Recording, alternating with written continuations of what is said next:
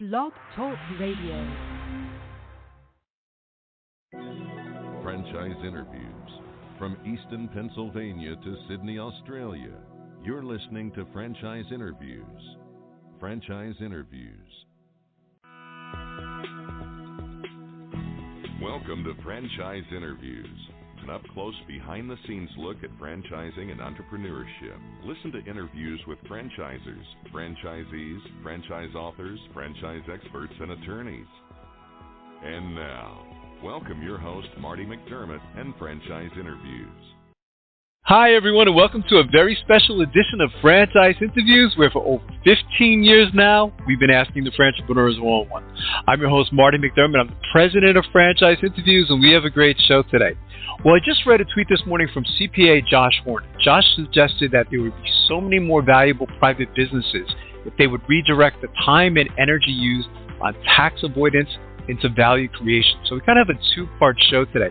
First, we're going to meet with a certified tax coach, Craig Cody, and then we're going to segue into another interview with another tax expert, Tab Burkhalter. So let's go right into our interview with certified tax coach, Craig Cody. It's Marty McDermott. I'm the president of Franchise Interviews, and we have a great show today. We're meeting with Craig Cody, and Craig Cody is a certified tax coach, certified public accountant, business owner, and former New York City police officer with 17 years experience on the force. As a certified tax coach, Craig belongs to a select group of tax practitioners throughout the country who undergo extensive training and continued education on various tax planning techniques and strategies. With this organization, Craig has co-authored an Amazon bestseller book, Secrets of a Tax-Free Life. We're going to talk to Craig about that in just a moment on Franchise Interviews. So stick around because we have a great show.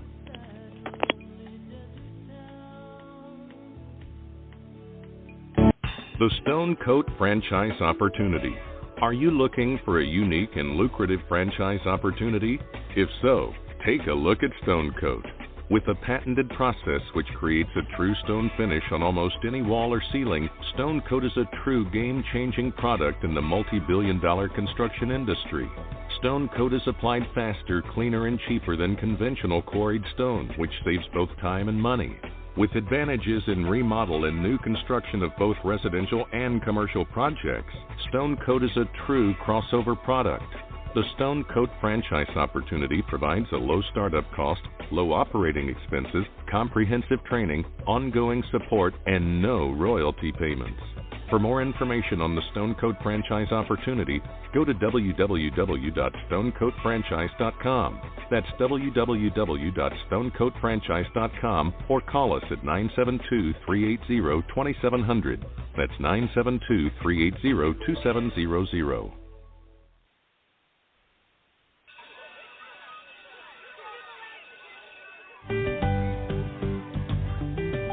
Franchise Teacher.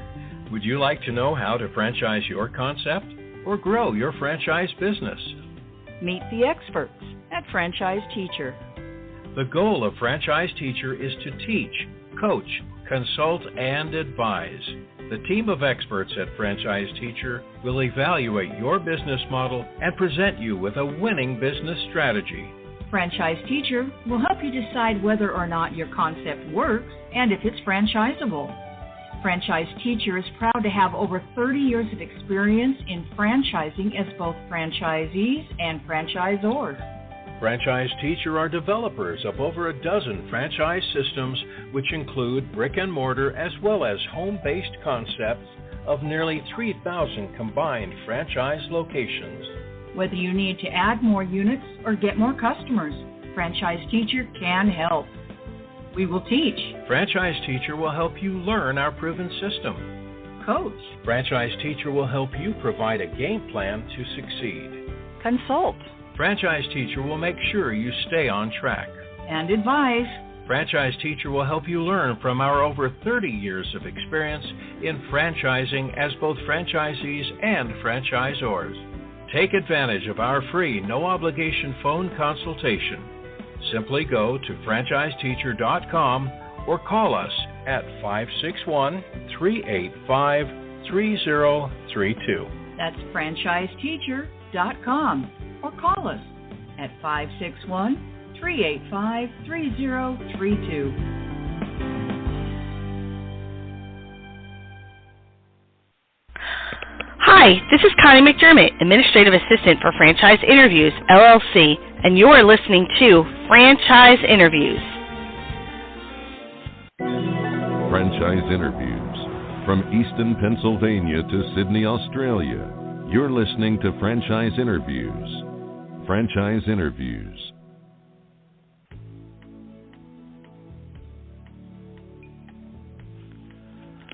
Hi, everyone, and welcome back to a very special edition of Franchise Interviews, where for over 10 years now, we've been asking the Franchipreneurs one-on-one. I'm your host, Marty McDermott. I'm the president of Franchise Interviews, and as we were saying earlier, we have a great show today. We're meeting with Craig Cody, and Craig Cody is a certified tax coach, certified public accountant, business owner, and former New York City police officer with over 17 years' experience on the force. Hi, Craig. How you doing? Welcome to the show. Oh, thank you very much for having me. I'm doing great. That's fantastic. We always like to ask our guests, where are you calling from today, Craig? I'm actually calling from Manhasset, New York, which is about 20 miles, I should say, outside of Manhattan. Sure. Okay, fantastic. I'm originally from Brooklyn. I kind of detect your New York accent, Craig. I detect a little bit of one in you. Yes, fantastic. Yes. Well, it's great to have you on the show. I read your story, Craig, and I found it very impressive how you were able to, have that transition in your career. Maybe you can tell our listening audience, what you were doing before becoming a certified tax coach and, of course, a CPA. Okay, yes. Well, I guess I followed in my dad's footsteps, and I became a second-generation New York City police officer.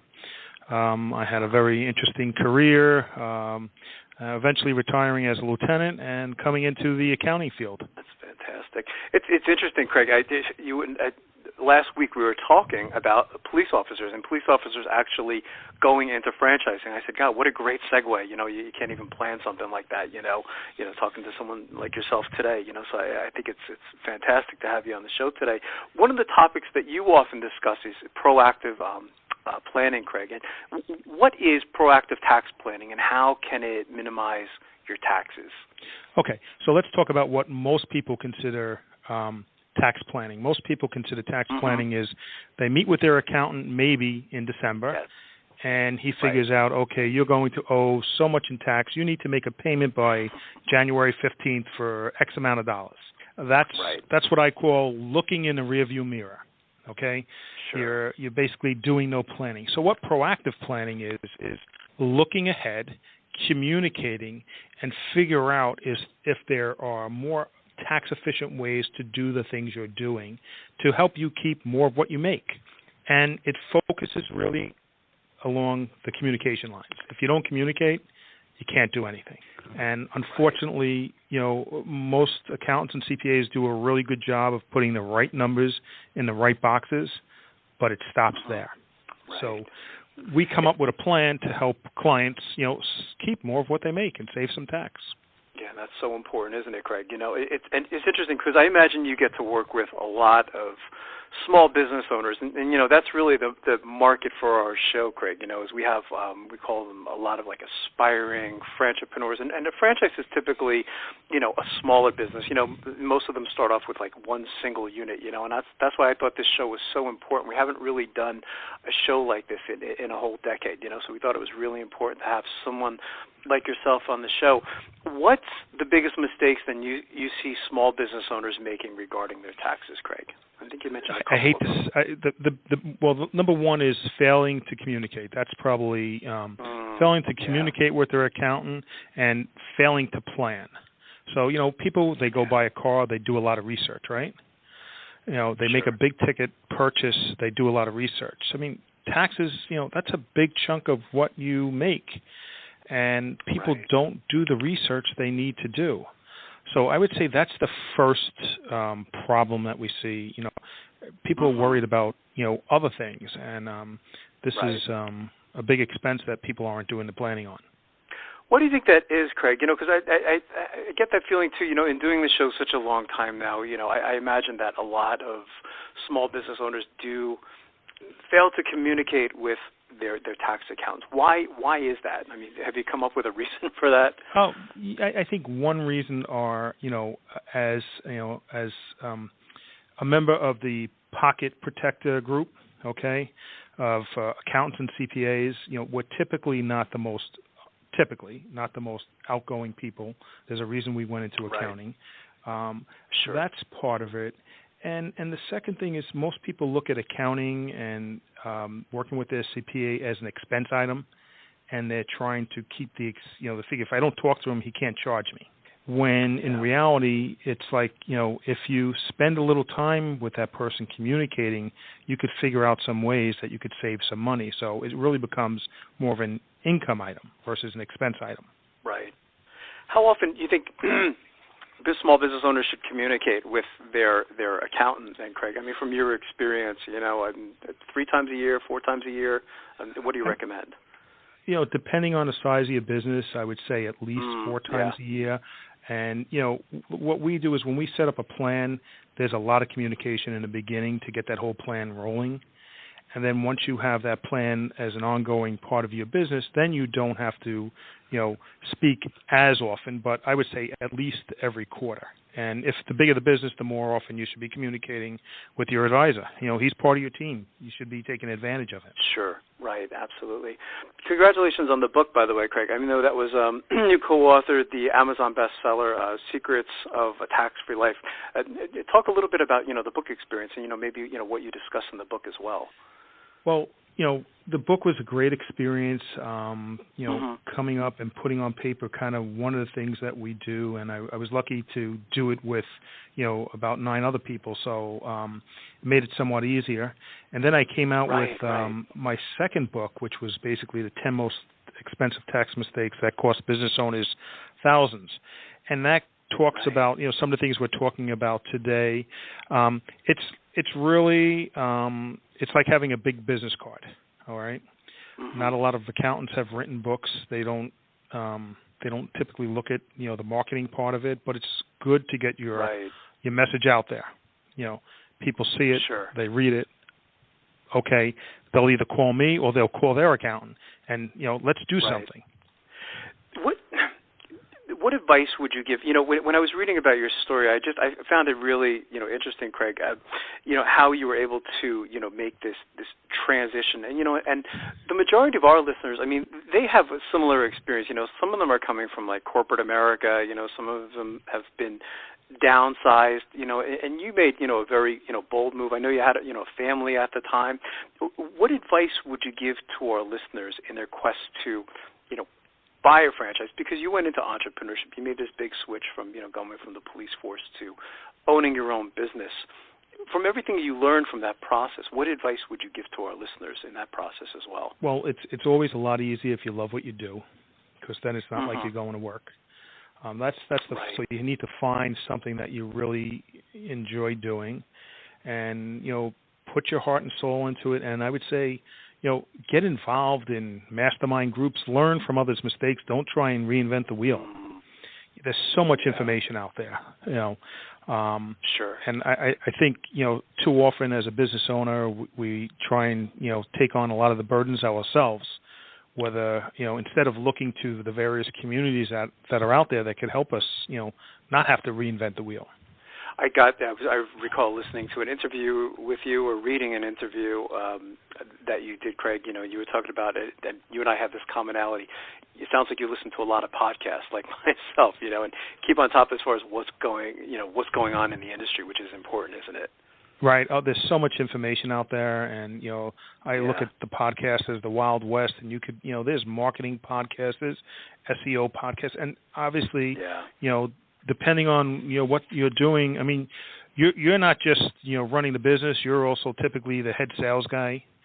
So there's a lot to know, and we're lucky. I say we're very lucky today to have all that information out there. Yeah, absolutely. I agree. So what's next for you, Craig? I mean, do you see like another book in the future? If you can look like maybe 3 to 5 years down the road. Probably at least 1 or 2 other books. I'm working on a book now that's really targeted to one group that we work with, and just doing a lot of podcasting and maybe doing some speaking. Right, that's fantastic. Well, you have a great story. I mean, again, I was very inspired by the story, and it was very coincidental, that we were talking a lot about. There was a franchise called Smoothie King, and I guess they were offering discounts to former, if you were a police officer or fireman or people in that particular segment, and I just thought it was very interesting, So, how can our listeners get more information on your services, Craig, and even if they want to get the book? I mean, is Amazon the best place that they should go to? So the Secrets of a Tax-Free Life, they'd have to go to Amazon. If they go to our website, which is, and you'll have it in your show notes, craigcodyandcompany.com. /franchise interviews, they can get a copy. I will send them a free copy of my recent book, 10 Most Expensive Tax Mistakes That Cost Business Owners Thousands. Wow, that's fantastic. I really appreciate that. I hope a lot of our listeners will take advantage of that. And it was great to have you on the show, Craig. Again, when I learned about you, and I loved your story, and I'd like to invite you back, next year, and continue to talk about this topic because I think it's very important for particularly our listeners because I think they forget this part of the business, don't they? Yeah, they do. And unfortunately, it's usually too late when it's this time of year. October, November, December is when you really should, if you haven't done it, that's really where the impetus is to actually do it, and save some money. So there's a lot of different things out there that people can do, and a lot of it is not rocket science. Sure. That's fantastic. Well, it was great to have you on the show, Craig, and I look forward to speaking with you again in the future. Okay, thank you very much. Have a great day. It was my pleasure, Craig, and we'll be right back with more franchise interviews. The Franchipreneurs 101. I'm your host, Marty McDermott. I'm the president of Franchise Interviews, and as we were saying earlier, we have a great show today. We're meeting with Tab Burkhalter, the founder and CEO of Numbers House, which specializes in helping entrepreneurs legally start their businesses, as well as providing back-end office support in bookkeeping and payroll services. Hi, Tab. How are you? Welcome to the show. Marty, thank you for having me today. This is my pleasure, Tab. We would like to ask our guests, where are you calling from today, Tab? Outside of Knoxville, Tennessee. Oh, nice. Tennessee is such a beautiful state, isn't it? It's gorgeous over here. Yeah, it's we have the mountains, we have the lakes. It reminds me a lot of Pennsylvania. I always said if I could live anywhere besides Pennsylvania, it would be Tennessee, Tab, because it's very similar. We have the same thing. We got the rivers, lakes, mountains, and all of those things. But Tennessee is just a little bit warmer than Pennsylvania, so it really is the perfect climate, isn't it? I believe so. We get to experience all 4 seasons of the year, and we don't have massive potholes in between the roads on the interstate. That's true. Not like Philadelphia. It's something. But it's really exciting to have you on the show today, Tab, because I think this is an important show, particularly as we approach the end of the year. Maybe we could kind of start off like you could talk about how you came up with the idea for Numbers House, because I think it's a really important service for our listeners. Well, where the idea came from is I have been a serial entrepreneur my entire life, and we have had most of my background ever since I was 7 years old was dealing with restaurant franchises. My dad was an attorney and a CPA, and we were the back office for a lot of restaurant franchises. They were getting off the ground and started. And we discovered that franchises are excellent at creating revenue. But the franchise owners and operators sometimes didn't understand all of the back end that kept their business going. Right. And so we decided that we would customize a company that provided that back end support for either the franchisor in wanting to make sure that they collected royalty payments and did proper audits and helping their franchises be as successful as possible, as well as providing the services for the franchisees on maximizing their tax deductions, taking care of their back-end reporting to their franchisor. So we fear we were in a unique situation to offer both sets of services. I think it's a great market to focus on, Tab, because, as you know, being an entrepreneur, I mean, there's many different options when you go into business. You don't necessarily have to go the franchise alternative. You could start your own corporation, but franchising is a real special niche, and it seems like you have that feel and you're comfortable with working with franchises, don't you? Yeah, and working with franchises, I mean, we've worked with a variety of them to where some of them are very heavy on that royalty payment from the franchisor. Right. Others, they are more of a licensing where they want the name to build brand equity across the country. And then you have some where they just are wanting to expand territorially, so they'll sell territory rights and not really care what you do inside of that territory. And what we have discovered is it's important to understand the mindset behind the franchisor, because those operating agreements or those franchise agreements can play significant roles when you're looking at how to account for income or expenses or even growth inside of your market. Right. And I'll give you a brief example. We've got a restaurant franchise right now that's in West Virginia. The restaurant sold rights 21 years ago to the I-81 corridor through Tennessee, but it's never been developed. Now then, we're trying to help our franchise in West Virginia expand down I-81 into the Tennessee market, but they don't have the territory rights. They've got the capital to expand, and so we're kind of having to step in and work with the franchisee as well as the franchisor, say, what do you want? We don't mind expanding up to the Virginia state line on I-81, but we really want to get market penetration into Tennessee, but you sold the rights, but no one's developed it for 21 years. That's incredible. You hear all sorts of stories in franchising, don't you, Tab? It is a wonderful market to get into because no two franchises ever operate the exact same.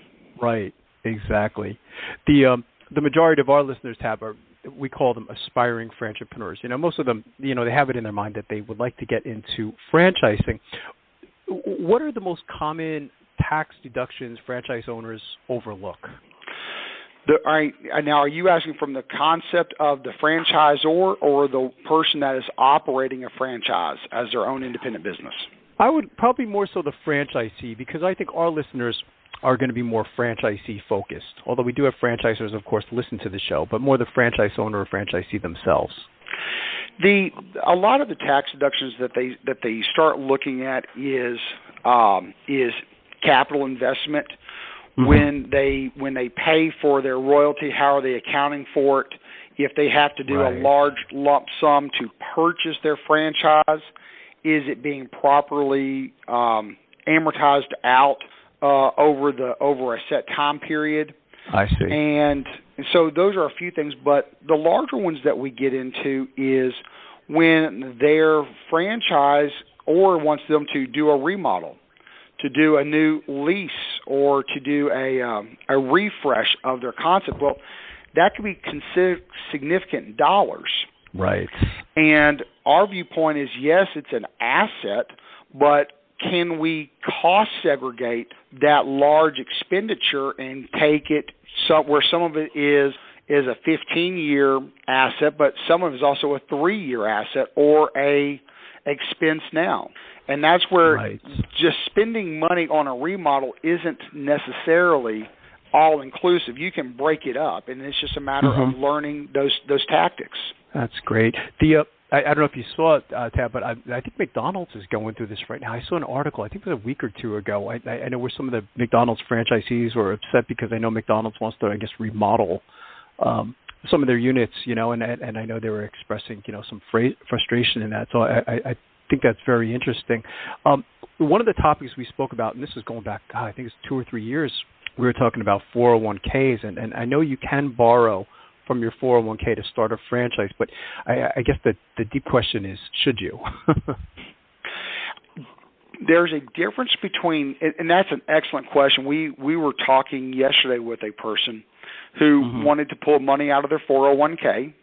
Right. And we said, all right, let's look at it. If you borrow from your 401k, you might have an interest rate that you have to pay the money back at, which is fine. That's just like a traditional loan. But you don't have the 10% early withdrawal penalty. You do not have to pay income tax on that money, but you still get to create an income-producing revenue. Others will look at it and say, well, we know we're going to have a lot of front-end costs, and because of those front-end costs, whatever we pull out from the 401k, the losses from the franchise for that first-year startup are going to equal each other out. So from an income tax perspective, it might result in a zero tax, but you still have got that 10% early withdrawal penalty. Right. Some people have even gone, and it's a little bit more tricky, where you roll your money over into a self-directed IRA. You then let your IRA buy part of the franchising rights, so that way the 401k is investing the money into the franchise itself, not necessarily as a distribution, but you still get use of the funds. And that concept is much more tricky. There's a lot of red tape that you jump through to make sure that every I is dotted and every T is crossed.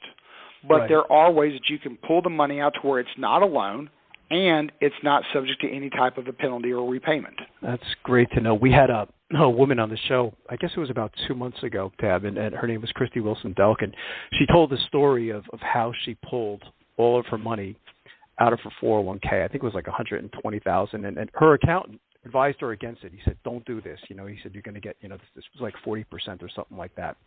She didn't have the same type of example that you were just discussing. She believed in it so much, and thank God everything worked out. She ended up eventually, I think it was 10 years later, she ended up selling the business for like $8 million. But she really had to think about it. It was very risky, so it's interesting, how you give alternatives to kind of getting around, those taxes, because, that really is so important. Franchising is not a 100% guarantee, is it? I think some people, our listeners, sometimes they have this perception that if you buy a franchise, statistically it's going to make it, and there might be some truth behind certain brands, but it's not always 100%, is it? No, we're dealing with one right now where it's a very popular restaurant franchise. The owner had 2 locations in Tampa, and here in Knoxville, the franchise has done exceptionally well. But the location of the 2 franchises in Tampa, in under 5 years, both went belly up, and now the franchisor or the franchisee is on the hook for about $1 million in taxes, royalty payments, franchise agreements, and there's nothing left to show for it. So not every franchise is going to be a home run. It's still a business. You still have to work it. And you can make poor management decisions that will affect your restaurant or any franchise. I say restaurant because that's my background, but any franchise, be it a Midas or be it or any of them. Right, any type of franchise. From your experience, Tab, why do most businesses fail? Is it because of undercapitalization? Is it because of, like the example you were just talking about, location? We had an example here in Easton, Pennsylvania of a big franchise. I was surprised they went out of business, but they were in a very odd location, and I figured it had to be the location. That was, the reason that they kind of went under. But what are some of the reasons most businesses fail? The number one reason that we see is the owner is not used to managing the rapid influx of cash that comes with those businesses. So there's proper forecasting of cash needs. So they buy into they buy into a franchise. Now they've got payroll taxes. Then they have a business tax. Then they have sales tax. By the time you get into a business, you're looking at 6 to 7 new taxes. And I have yet to find a school that teaches anything about taxation in our elementary or high school process. That's true. That's a problem, isn't it, in our country? It is. The cash flow management of your taxes is the first one. The second one is just people being able to find your business, and that gets back into your location comment. If you don't have a good location, you can have the best product in the world, but if people can't find you, they're never going to be able to buy it. That's interesting. A lot of our listeners, Tab, they start off as usually a single unit franchisee, and as the business starts to become somewhat successful, they start looking into a second franchise location. From your experience, what are there financial and tax implications of opening a second location? When you start looking at that second location, the tax implications aren't as much as because you're all that you're doing is hopefully you're just adding additional revenue. Now then, if you're in a business to where you get tax credits for investing in lower income areas, or tax credits because you do tip reporting through your franchise, then those second and third opportunities open up more doors for you. But the bigger consideration is going to be is you have successfully operated the franchise. If you open up a second location, how close is it to your first one, and are you going to cannibalize your revenue from one market to another? In Knoxville, we have it's pretty much divided up based on which side of the interstate you are on, and then what side of the major 4-lane artery you're on. So it's almost divided into 4 quadrants. And there was a grocery store chain that came into town, bought 5 sites, and could not understand why the sites were not doing well. One was doing great, but the other 3 were not, and then a 5th one they just decided not to do.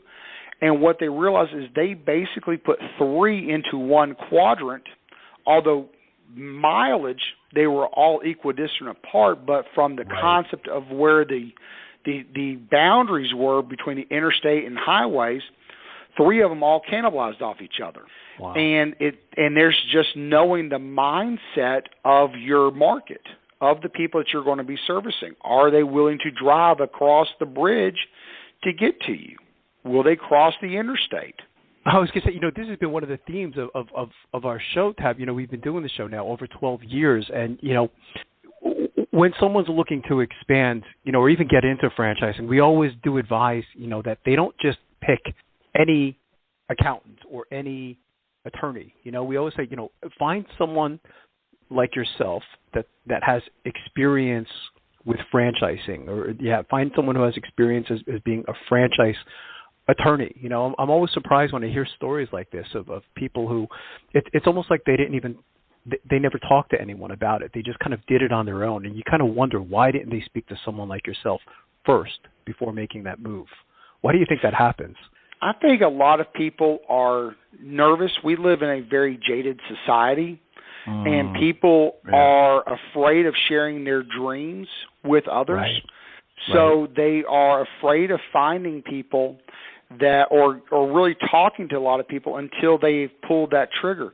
I mean, we had a common joke that we had started a product called Potty Targets, and probably did this 18 years ago, but it started off as a joke between me and some friends out of Bournemouth, England. And the point was that we will help a client succeed in their business as long as they're willing to give us the idea and help them, and as long as they're honest with their answers, because we want them to succeed. But society itself doesn't want people to succeed. And so I think that people that become franchise owners, they want something better for themselves. They want to provide something better for their family, but they're afraid of going out and talking to people about it. So they try to do it as much with Google as they can, and then they pull the trigger, and they just needed 2 or 3 hours of some proper guidance. Right, exactly. I got into a business many years ago. It's going back almost 20 years ago, Tab, where got into this business, somewhat successful, and the problem was we didn't have an exit strategy. And when I wanted to get out of the business, you can imagine it was very messy. And I find that this is common, amongst a lot of entrepreneurs, is that they don't have an exit strategy. What are the exit strategies for franchise owners? That's an excellent question, because it depends upon the franchise itself. The franchisor, some of them will allow you to basically transfer your franchise agreement from one generation to the next, especially if it's owned by a corporation. Others will have the franchise agreement be renewable every 5 years, to where you could spend your capital, get it up and going, and then if they don't like how you're operating it, they can elect not to renew it, and then you're stuck with with a location that you don't own anymore. You've spent your time, you've guaranteed the lease, but the franchisor comes back in and takes it back over because they decide not to renew your franchise agreement. So the type of franchise agreement that you execute will determine a lot of what your exit strategy will look like. Is this a 10-year investment? Is this a 5-year investment? Is this a lifetime investment? We've got one where, go ahead. I was going to say, this is something that you do have to talk about before you even start, right, Tab? I mean, it's again, that was, I think, one of, I want to say, my biggest life learning lesson. But I always say, why didn't I talk about it when we got into it? I just think we had, these big dreams of making a lot of money, and for some reason, it just never occurred to us that, okay, what's going to happen when one of us want to get out of the business? And it seems to happen more often in entrepreneurship, and I've always felt that we should talk about this more in the show, which is why I wanted to have someone on yourself like the show to address this. This is a very important topic, isn't it? Well, the exit strategy, yes, and it is the messiest part. It's kind of like a divorce. No one goes into a marriage expecting there to be a divorce, but with business, you can go into a business franchise knowing that at one day you will die. I mean, we are all going to die. So we at least need to understand what we're leaving for our kids or for our heirs to have to clean up. So it's very good for us to have a good exit strategy from that business. We're not saying because we're going to fail or because we're going to dissolve the partnership, but we know there will be an end termination point. And what do we want that to look like? Right. And then you work backwards from there. That's fantastic. It's so important. What's the best way for our listeners, Tab, to get more information on all the services that you provide to our listeners and the franchise community? Are there any websites that you'd like them to go to check out, or any phone numbers that you'd like them to call?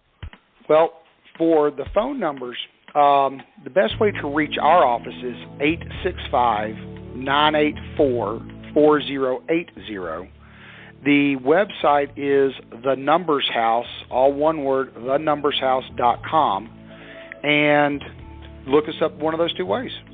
That's fantastic. I've really enjoyed having you on the show today, Tab, and I'd like to invite you back again because I think there's more to talk about. Again, it is such an important topic, and I think you provide a great service, so I'd like to invite you back over the next year or so. Hey, I would love to be back on the show with you again, Marty, and you have a great time. You too, Tab. It was great having you on the show. We'll be right back with more franchise interviews.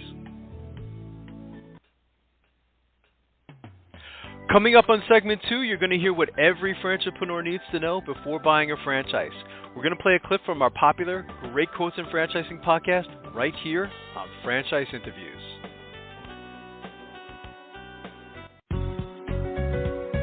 Are you looking for a franchise that delivers? Businesses will always need shipping, and for more than 25 years, loyal customers have depended on Unishippers for reliable savings and exceptional customer service. Unishippers is focused on just one thing: helping small and medium-sized businesses save time and money on all their shipping needs. And as the largest reseller of complete shipping services in the country, we have the buying power to ensure that we succeed.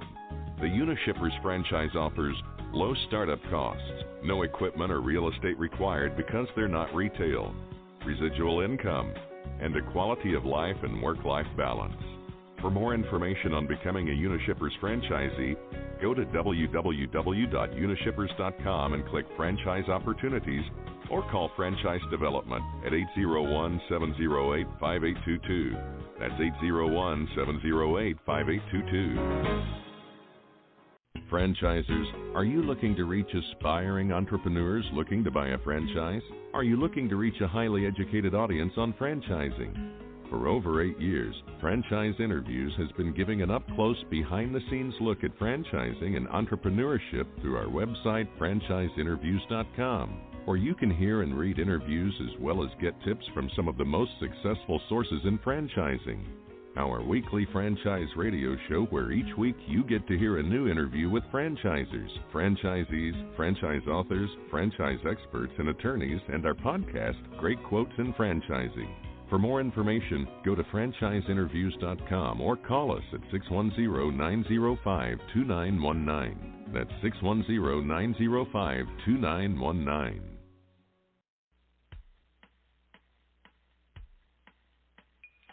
Hi, everyone. This is Marty McDermott from Franchise Interviews, and welcome to another edition of Great Quotes in Franchising, where each podcast you get to hear a great quote in franchising. You know, Franchise Interviews has been hosting this show now over 8 years, and we've done over 400 shows. And, you know, a lot of people don't know this, but we actually started off as a newsletter in 2006. We had a handful of subscribers, and the newsletter started to build over time. And we got a proposal to turn the newsletter into a radio show. And I originally said no to the idea. I was terrified about doing a radio show. And I thought about it for about 3 days, and I said, you know what? I'm going to take a chance. And doing the radio show has really been, I would say, one of the top 5 or top 10 things that's happened, you know, over my life. So it's been a real amazing opportunity. We've interviewed some amazing people from Michael Gerber to the guest you're going to hear today, Melanie Bergeron. Melanie is in our Great Quotes in Franchising podcast for today, and she is the chair of Two Men in a Truck, and she was on our 6-year anniversary show. We put a lot of thought as far as who we'd like to have on the anniversary show, and she was a perfect choice, a wonderful interview. And one of the questions we asked Melanie on the show was, what advice would you give to our listeners in their quest to buy a franchise? And of course, her response was brilliant. So here we go with another edition of Great Quotes in Franchising with Melanie Bergeron, the chair of Two Men in a Truck. To go or grow, they add a truck, add a truck, add a truck. And then if, depending on what the economy is doing, then you could take a truck out if you had to. Whereas with other franchise systems, you usually have to add a store, add a location. That's true. So it's just another beautiful thing. I'm using every second of your time I can to encourage people to think about this business as an opportunity. It's an amazing opportunity. And, you know, I guess I could officially call you an expert. I know that I believe you are a certified franchise expert. And one of the questions we've been asking on the show, Melanie, for the last 6 years is, you know, what advice would you give to our listeners? We call them aspiring franchipreneurs. You know, so many of them know they want to get into a franchise opportunity, but it seems a little more difficult today because there's just so much out there. And I think a lot of our listeners, they just simply don't know where to begin. I think they get a little overwhelmed. What would you say to them as an expert in franchising? I would look at the concept and think about who the audience is that you'll be working with. Right. Because no matter what product or service it is, it's not really the product or service, it's who you're delivering to. And, you know, is this an audience that you could be comfortable with? I guess that would be the first thing I would look at. Second, are there unit economics? Third, is this a fad? Is it going to be around 10 years from now? Fourth, how expensive is it to get involved? Are you going to be able to get a loan for it? You know, 5, is it going to be difficult to learn this product or service, or will it be pretty easy to learn and teachable to others? Also look for state regulations. Is there a location available in your city or state? Are there special regulations toward that product or service? Because a lot of products and services are regulated, and I'll tell you moving is. But the biggest thing your listeners can do is call as many, once they receive the permission, call as many of the franchisees in that system that they can. And a couple red flags, if you get the FDD from a company and there is not an item number 19, and that shows just shows average numbers that the franchisees make, that's a red flag, and find out why they don't have that in their FDD. Secondly, when the prospect does receive permission to call franchisees and they give you a very short list, that's a red flag. And it'd be nice. Two Men in a Truck, we give all of our franchisees, even people that have left the system, because we want that prospect to call as many people as possible. And if they say, I would never do this, you know, I made a big mistake, then the prospect should ask, well, you sound disappointed, would you do it all over again? And if they say never, then it might be good for the prospect to say, then would you be willing to sell your location? The truth will bubble up in that answer. And then keep in mind, if we it's not often this happens, but if we had a prospect called Two Men in a Truck, and they said, we talked to this franchisee and they don't like the way you do things, then we would probably say, you know what, you won't be happy in our system then, because that is how we do things. So I think for a prospect, they're going to get a bulk of their education by checking references. Very, very, very, very important. Wow, that's a great question. I never heard that before, in all the years I've been studying franchising is, if someone said, they never would have got into it again, then you say, well, would you sell me yours? And they said, no. That would be like, well, okay, I never thought of that. I mean, that's very clever. I had a feeling your response would be, nothing less than spectacular. It's So thank you, everyone, for listening. If you'd like to hear that whole interview with Melanie Bergman, the chair of 2 Men in a Truck, you can actually go to franchiseinterviews.com. You can go to our franchises listed alphabetically page and just go to 2 Men in a Truck. You can go to our franchises by category page and go to our home services page. And we'd like to thank everyone again for making this podcast and this show such a big success. It's amazing that we've been doing it now 8 years, and we hope to do it another 8 years. So thanks, everyone, for listening, and we'll see you soon with another edition of Great Quotes in Franchising from Franchise Interviews. Take care, everyone. Franchise Interviews. From Easton, Pennsylvania to Sydney, Australia, you're listening to Franchise Interviews. Franchise Interviews.